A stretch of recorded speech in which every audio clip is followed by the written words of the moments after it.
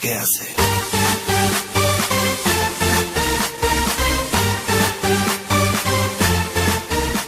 Como primer paso tenemos la clasificación de las cuentas, que quiere decir clasificar ya sea según activo o sea pasivo.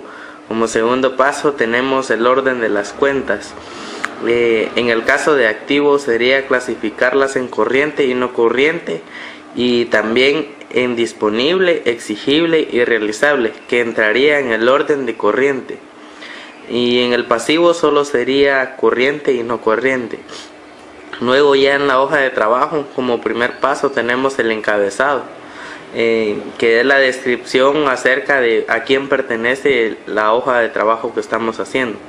Luego de esto tenemos que pasar las cuentas a la hoja de trabajo. Se van a realizar sumas para lograr establecer la cantidad a la que asciende el activo y el pasivo en todo el caso, ¿verdad? Y como paso 5 tenemos establecer el patrimonio neto, que es la resta del activo y pasivo, que al final nos va a establecer cuánto es el capital social que debemos declarar. Como séptimo paso está el resumen, que es una breve reseña de lo que trabajamos durante toda la hoja. Y paso 8, la certificación. En esta entra la descripción tanto de cuál fue el patrimonio neto para el mes del almacén o de la ferretería en la que se trabajó. Y como último paso tenemos las firmas. En dado caso que solo hubiera un representante, solo sería la firma del dueño, y en caso de que hubieran más socios se coloca a alguien como representante legal más la firma del contador.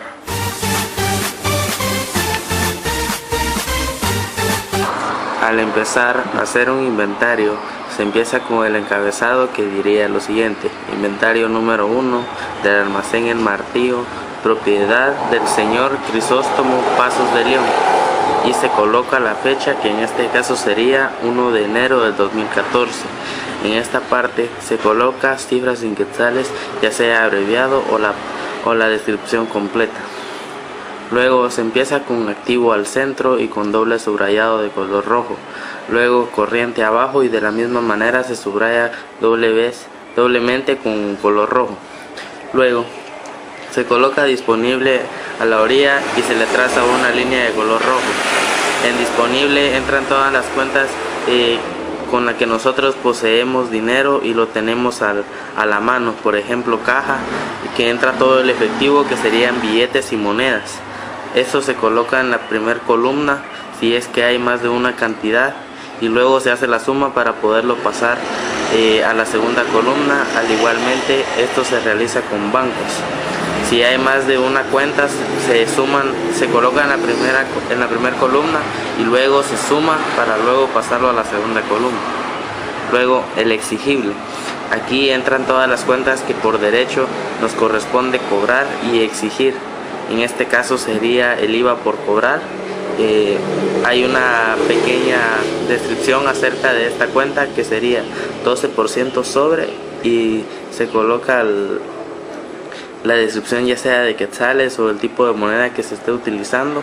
Se deja un pequeño espacio, luego se coloca según facturas que obran en favor de la empresa.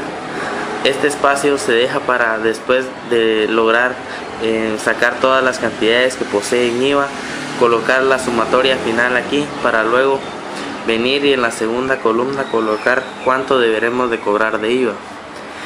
También en el exigible entran todos los documentos, alquileres pagados por anticipado, todo lo que es por anticipado y todos aquellos por lo que la empresa tiene derecho a cobrar.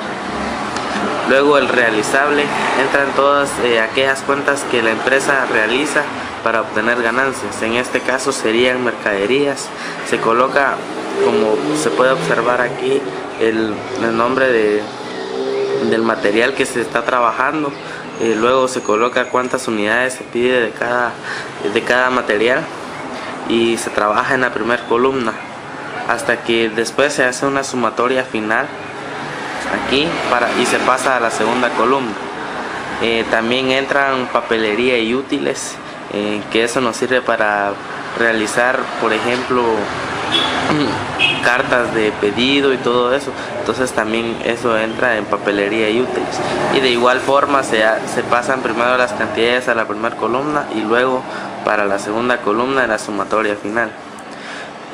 Al terminar el primer folio se coloca esta siguiente palabra, van, y al principio se deja en blanco porque si no hemos terminado lo que es el IVA y no hemos sacado esta cantidad, lo dejamos en blanco porque no podemos dar una cantidad precisa todavía. Y entonces pasamos al siguiente folio y se colocan vienen porque es lo que viene del folio anterior. Y como en este caso ya empezamos el no corriente, aquí entran todas aquellas cosas que son duraderas y además a un plazo mayor de un año. Como primero entran todos los muebles y todo el equipo, entonces entraría mobiliario y equipo como la primera cuenta. Entran todos los mostradores, todo el equipo que utiliza la empresa para poder desarrollar su actividad mercantil. De igual forma se coloca en la primera columna las cantidades para luego pasarlo a la segunda columna. Equipo de computación sería lo mismo, y gastos de organización, si se pueden dar cuenta, solo libros de contabilidad lleva el IVA. De lo contrario, los demás son precios fijos, y esta cantidad de los libros de contabilidad se va a sumar al igual a estas para lograr sacar el IVA. No se va a dejar afuera, sino que se incluye también dentro de lo del IVA. Luego de esto, en este ejercicio ya se ha terminado el activo, se coloca suma del activo y se hace una sumatoria desde el primer folio. Como ya hemos logrado sacar esto y esto, hacemos una sumatoria para pasarlo aquí. Luego hacemos la suma en esta parte y empezamos a hacer la sumatoria final para que nos dé la cantidad que deseamos. Luego se coloca pasivo y de igual manera va al centro con doble subrayado rojo, al igual que corriente. En estas cuentas de pasivo no entra disponible, exigible ni realizable. Esto solo es una clasificación para el activo. Y siempre se empieza por el corriente, que son todas aquellas deudas o préstamos que realiza la empresa a menos de un año. En este caso entrarían proveedores que fueron los que nos dieron las mercaderías fiadas.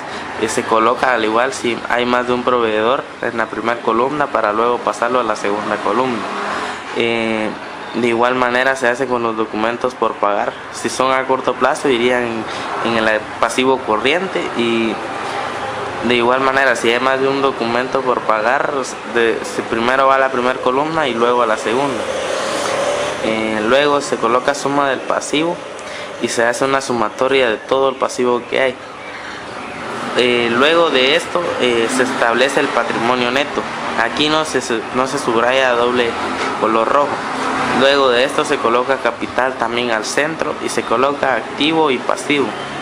Y se coloca capital social, que es lo que vamos a declarar al final como nuestra ganancia. Se coloca la cantidad que se obtuvo de activo y pasivo y se hace una resta. De esa resta sería el capital social y se subraya de color rojo.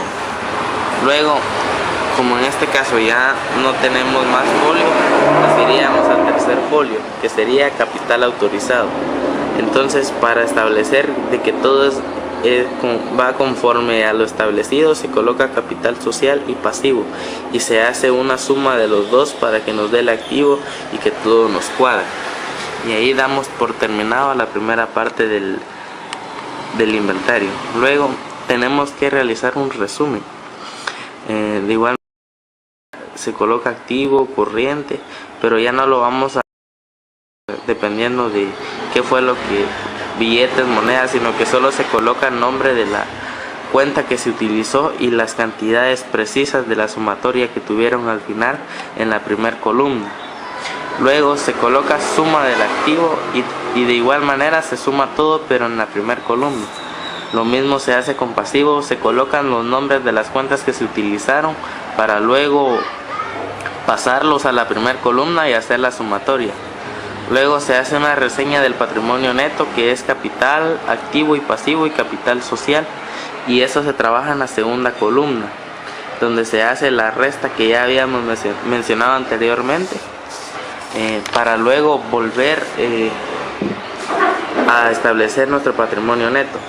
Al final de todo eso se hace una certificación del patrimonio neto, que sería de la siguiente forma: el patrimonio neto del almacén El Martillo para el mes de enero de 2014 asciende a la cantidad de 117.672,18 centavos. Se coloca primero la cantidad en letras, así por escrito, y luego entre paréntesis se escribe la cantidad en números. Luego vienen las firmas. En este caso sería el dueño del negocio o del almacén, Crisóstomo Pasos de León, y aquí sería la del contador. En este caso sería el estudiante que realizó esto. Y así damos por concluido cómo se realiza un inventario paso a paso, desde todos los folios, desde el inicio hasta terminar en la certificación.